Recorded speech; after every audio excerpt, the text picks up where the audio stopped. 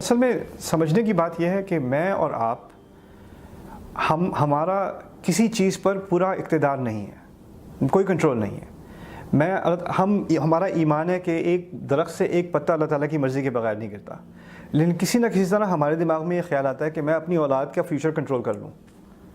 آپ ایک ہوا کا رخ نہیں بدل سکتے، آپ یہاں تک کہ اپنے جسم کے اندر کا خون جو بہہ رہا ہے اس کو آپ کنٹرول نہیں کر سکتے، آپ کسی اور انسان کو کیا کنٹرول کرو گے؟ آپ سے اور مجھ سے کہیں زیادہ اچھے والد جو ہیں وہ نوح علیہ السلام تھے، ان کے قابو میں ان کے اپنے بیٹے نہیں آئے۔ یعقوب علیہ السلام تھے، ان کے 11 بیٹے ان کے قابو میں نہیں آئے۔ 11 کوكبا والشمس والقمر رأيتهم لي ساجدين، انہوں نے کیا کچھ حرکتیں کر دیں۔ قرآن نے یہ قصے ہمیں اس لیے بتائے ہیں کہ ہم سیکھ جائیں کہ آپ اپنی فیملی ممبرز کو کنٹرول نہیں کر سکتے۔ آپ ان کے لیے دعا کر سکتے ہیں، آپ ان کے لیے اچھا ایک ماحول دینے کی کوشش کر سکتے ہیں۔ پھر ماحول پر آتے ہیں، لوگ کہتے ہیں کہ ہم مغربی ماحول میں یہ بڑا خطرناک ماحول ہے، یہاں آزادیاں بہت ہیں، بچے بگڑ جائیں گے، چلیں جی پاکستان چلتے ہیں، چلیں دبئی چلتے ہیں، چلیں سعودیہ چلتے ہیں، کہیں مسلمان ملک میں چلے جاتے ہیں۔ آپ کیا یہ کہنا چاہ رہے ہیں کہ مسلمان ممالک میں ہمارے کرپشن نہیں ہے، ہمارے ماحول میں رشوت نہیں ہے، ہمارے ماحول میں برادری کا سسٹم نہیں ہے، ہمارے ماحول میں جھوٹ نہیں ہے، غیبت نہیں ہے، یہ گندی یہ غیر اسلامی چیزیں نہیں ہیں؟ کسی نے کوئی غیر اسلامی کپڑے پہنے ہوئے تو وہ غیر اسلامی ہے، لیکن جو غیر اسلامی باتیں کرتا ہے، روز غیبت کرتا ہے، پیچھے سے جھوٹ بولتا ہے، چیٹنگ کرتا ہے، اور وہ عام ہے، لیکن اس میں کوئی خرابی نہیں، کم از کم اذان کی آواز تو آ رہی ہے۔ یہ نفاق نہیں ہوا تو اور کیا ہوا؟ اصل چیز یہ ہے کہ ہمیں اپنی اولاد کو جہاں بھی رہتی ہو، پہلی بات یہ ایکسیپٹ کرنی ہے کہ وہ ہمارے کنٹرول میں نہیں ہوں گے۔ ایک دفعہ وہ ایک خاص عمر تک پہنچ گئے، بالغ ہو گئے، تو وہ اللہ تعالیٰ کے کورٹ میں ایز اڈلٹ ٹرائی کیے جائیں گے۔ وہ اپنے والدین کو سامنے لا کے نہیں رکھ سکیں گے کہ ان سے پوچھیں، مجھے نہیں پوچھیں۔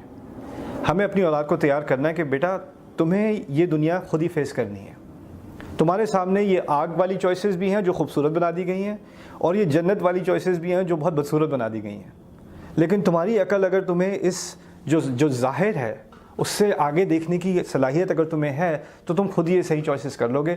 ایک دن میں نے ہونا یا نہیں ہونا یہ تو اللہ تعالیٰ کے ہاتھ میں ہے۔ ایک دفعہ میں اپنی بیٹیوں کے ساتھ نیو یارک میں ٹرپ میں تھا، چھوٹی تھیں ابھی، تو ہم روڈ پہ جا رہے تھے، آگے بل بورڈ لگا ہوا تھا، بہت ہی فاحش قسم کا، بہت بیہودہ قسم کا بل بورڈ تھا، بالکل ہماری گاڑی کے سامنے، اور ٹریفک میں ہم پھنسے ہوئے، سامنے آنکھیں ادھر ہی جا رہی ہیں۔ تو میں نے اپنی تینوں بیٹیوں کا، وہ دیکھ رہی ہو بیٹا؟ وہ کہتی نہیں دیکھنا ہم نے، انگلش میں انہوں نے کہا we don't want to look. میں نے کہا دیکھو one day I am going to die, میں نے تو مر جانا ہے، تم لوگوں کے پاس چوائس ہونی ہے کہ تم نے اس کو دیکھنا ہے کہ نہیں دیکھنا، یا ایسا پہننا ہے کہ نہیں پہننا، یا ایسی باتیں کرنی ہے کہ نہیں کرنی۔ وہ چوائس تمہاری ہونی ہے، وہ میری نہیں ہونی۔ اور اللہ تعالیٰ نے مجھ سے نہیں پوچھنا کہ تم نے کیا چوائسز کی تھی، اللہ تعالیٰ نے تم سے پوچھنا ہے۔ تو ہمیں اپنی اولاد کو ایک طرح سے امپاور کرنے کی ضرورت ہے، یہ کھل کر بات کرنے کی ضرورت ہے۔ جتنا آپ امپوز کرنے کی کوشش کریں گے، جتنا آپ ڈانٹنے کی کوشش کریں گے، جتنا آپ چیخنے چلانے کی کوشش کریں گے، پریشر ڈالنے کی کوشش کریں گے، اتنی ہی یا تو بغاوت کھل کے ہوگی یا چھپ کے ہوگی۔ یا تو آپ کو بتا کے وہ بغاوت کریں گے، یا چھپ کے کہیں ابو ان کو بڑا غصہ آتا ہے، ان سے چھپا کے کوئی الگ سی لائف چل رہی ہے۔ اور ایسا ہوتا ہے، میں نے خود ایسی لائف سے ایک کم عمری میں میں نے گزاری ہے کہ مجھے پتا تھا ابو کو یہ چیز اچھی نہیں لگے گی، امی کو یہ چیز اچھی نہیں لگے گی، تو ان سے چھپا کر ایک الگ لائف تھی نیو یارک میں میری۔ پھر خود ہی مجھے عقل لڑا کر آنا پڑا کہ یہ this life is not okay, مجھے خود ہی واپس دین کی طرف آنا ہے، مجھے خود ہی یہ فیصلہ کرنا ہے میں کیسی زندگی گزارنا چاہتا ہوں۔ تو ہمیں اپنی ینگ جنریشن کو امپاور کرنے کی ضرورت ہے، ان پر اعتماد کرنے کی ضرورت ہے۔ میں آخری بات کہہ دوں کہ اگر آپ ان ممالک میں آتے ہیں تو اس کی مثال قرآن میں میرے نزدیک جو اس کی خاص مثال ہے وہ ہے سورۃ القصص میں، 28ویں سورت ہے قرآن کی۔ اس میں اللہ تعالیٰ نے قصہ بتایا، موسیٰ علیہ السلام مصر سے بھاگ گئے تھے، ان پر قتل کا الزام تھا، اگر وہ پکڑے جاتے تو ان کو شوٹ آن سائٹ کا آرڈر تھا، یعنی اریسٹ بھی نہیں کرنا تھا، ان کو مار دیا جانا تھا، تو وہ بھاگ گئے۔ اور قرآن بتاتا ہے کہ وہ مدین میں پہنچ گئے، صحرا میں جا کے عرب زمین میں پہنچ گئے، مدین میں پہنچ گئے۔ وہاں 2 لڑکیاں ہیں، اور وہ 2 لڑکیاں، نوجوان لڑکیاں، انہوں نے اپنے جانوروں کو پانی پلانا تھا۔ وہاں ساتھ میں کوئی چھوٹا سا پانی کا ریزروار تھا، کوئی لیک تھی، وہاں پر انہوں نے جا کے ان کو پانی پلانا تھا، لیکن وہاں مرد تھے سارے، وہ اپنے جانوروں کو پلا رہے تھے۔ تو یہ اپنے جانوروں کو کھینچ کے پیچھے، تذودان قرآن کہتا ہے، کھینچ کے روک رہی تھیں۔ جانور پانی دیکھتا ہے، گرمی میں جانور پانی کی طرف جانا چاہتے ہیں، ان کے مویشی، لیکن وہ ان کو کھینچ کے روک رہی ہیں۔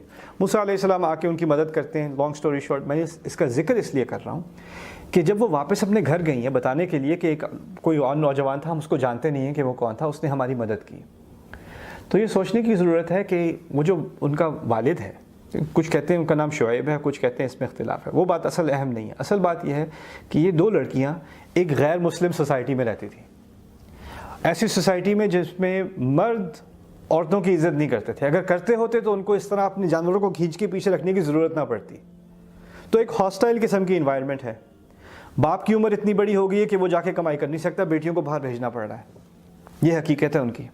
اور جب وہ جاتی ہیں باہر تو برے لوگ بھی ہیں, برے مرد بھی ہیں اور اچھے مرد بھی ہیں. اب موسیٰ علیہ السلام نے آ کے مدد کی آفر کی, انہوں نے یہ نہیں کہا جاؤ دفع ہو جاؤ, انہوں نے ان کی مدد کی. اور جب وہ واپس گئی ہیں تو ان کو اتنی سینس ہے کہ انہوں نے بتایا کہ وہ آدمی اچھا آدمی تھا, وہ اچھا آدمی تھا. یعنی اس باپ کو اپنی بیٹیوں پہ اتنا اعتماد ہے کہ وہ اس کو باہر ایسی مشکل دنیا میں بھیجتا ہے, تو پھر اس کو ان کی رائے پر بھی اعتماد ہے. اگر وہ کہتی ہیں کہ کوئی غیر جو ہے وہ اچھا تھا, یا وہ یعنی اس کو پیسے دینے کے لائق تھا یا اعتماد کے لائق ہے, تو ان کی رائے کی ان کی رائے کا کوئی وزن ہے. ہمارے ہاں کیا ہوتا ہے, اگر آپ کو اپنی بیٹی پر بیٹے پر اتنا اعتماد ہے کہ آپ اس کو کالج یونیورسٹی بھیج رہے ہیں, اتنا اعتماد ہے کہ گاڑی دے دی ہے, اتنا اعتماد ہے, لیکن پھر ان کی کسی رائے پہ کوئی اعتماد نہیں ہے. وہ جب باہر دنیا دیکھتے ہیں, اگر آپ کو اتنا اعتماد ہے کہ اس دنیا میں آپ نے ان کو جانے دیا ہے, تو پھر ان کی بات سننے کو بھی تیار ہونے کی ضرورت ہے. ٹھیک ہے, تو یہ ایک ٹو وے اسٹریٹ ہے. ٹھیک ہے, اولاد کو اپنے والدین کی عزت کرنی یہ ہمارے دین کا بہت بڑا حصہ ہے, لیکن والدین کو بھی اولاد کی بات سننی پڑے گی. یہ کمیونیکیشن اوپن ہونی ہوگی. ہمارے ہاں یہ کمیونیکیشن اوپن نہیں ہوتی. آپ بالکل سطحی قسم سے پوچھتے ہیں آج دن کیسا تھا, بچے کہتے ہیں جی بہت اچھا تھا. کیا کیا؟ کچھ نہیں کیا. چلو بھائی اچھا, چلو کھانا کھاؤ سو جاؤ. کوئی اصل بات نہیں کرتے ہم اپنے بچوں سے. ان کے جذبات کو ہم صحیح نہیں سمجھتے, ان کی چاہتوں کو صحیح نہیں سمجھتے, ان کے خوف کو, ان کی انگزائٹی کو, ان کے سٹریس کو, ان کی ڈپریشن کو ہم صحیح طرح سے نہیں سمجھتے, کیونکہ ہم ان سے وہ کھل کر بات نہیں کرتے. جب تک آپ کے گھر میں کھل کر بات نہیں ہوگی تو باہر کی دنیا بہت خطرناک ہے, کیونکہ وہ اپنے دوست سے کھل کے بات کریں گے, پھر وہ کسی غیر سے, اجنبی سے انٹرنیٹ پہ کھل کے بات کریں گے, کیونکہ آپ سے کھل کے بات نہیں کر سکتے. اصل مسئلہ باہر کی دنیا نہیں ہے, اصل مسئلہ گھر کے اندر جو ہو رہا ہے وہ ہے. میرا مسئلہ, میرا فلسفہ یہ ہے.